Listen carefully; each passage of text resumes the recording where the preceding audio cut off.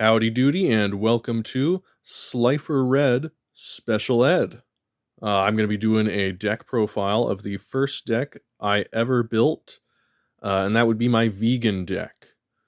So here we have, to start off, 3 copies of Inmotto and 3 copies of Cherry Inmotto. So that's our primary engine, with the Cherry Inmotto searching off our other Inmottos when destroyed, and the other Inmottos simply being Inmottos.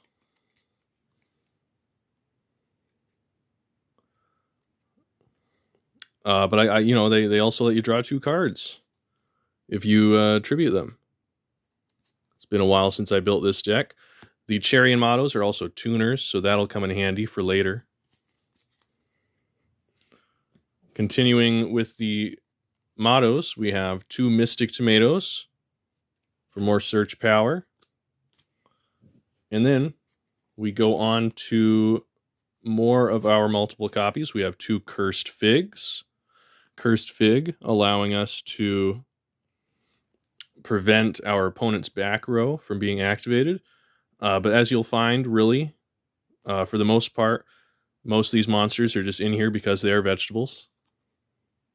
We then have 3 Sweet Corn to generate tokens.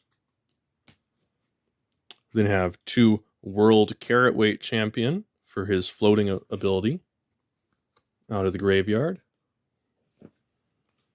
And then here we start to run out of vegetables. We go to Gigaplant, simply because it is a plant and it's large. It can kind of be a boss monster.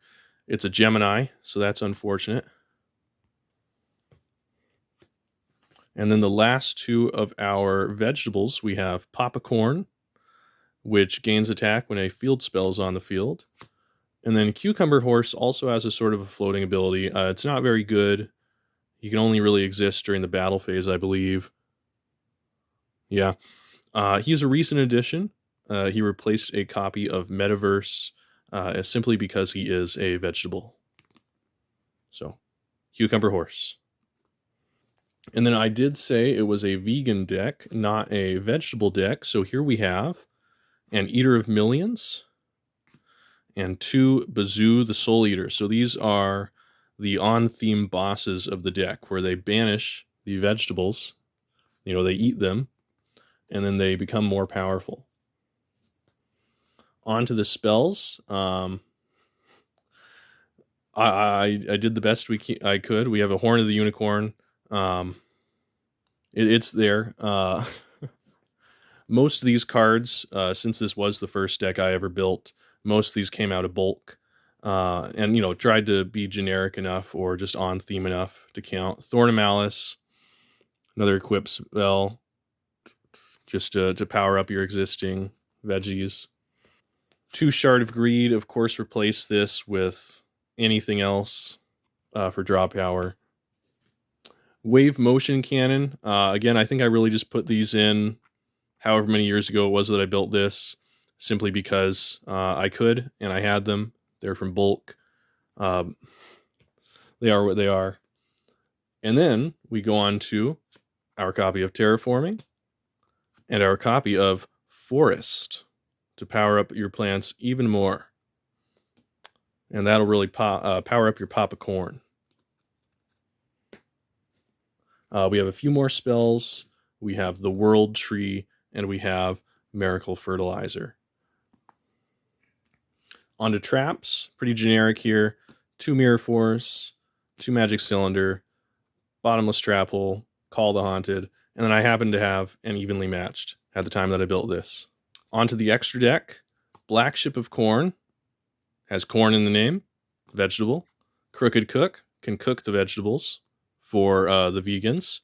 And then the rest of here are just the rest of the ones here are just kind of, they're plant, and they're technically, theoretically summonable by our just by the monsters that we have. This is my first deck profile. You're going to see a lot of jump cuts from when I was reading the cards to remind me what they did. if I felt like reminding you guys what they did.